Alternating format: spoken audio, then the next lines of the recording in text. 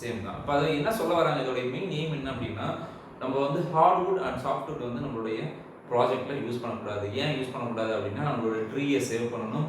அதே மாதிரி வந்து பார்த்தீங்க அப்படின்னா, நம்மளுடைய மதர் எர்த்தை வந்து நம்ம வந்து காப்பாற்றணும் அப்படின்ற ஒரு காரணத்துக்காக வந்து பார்த்தீங்க அப்படின்னா, they will not recommend to use hardwood and softwood in the project.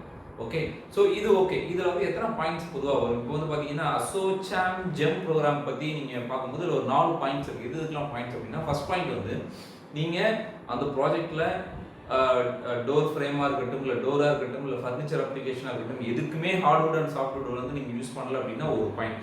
எதுவுமே யூஸ் பண்ணவே இல்லைன்னா ஒரு point. Okay, okay, not using of hardwood and softwood in the project, in the application like door furniture and other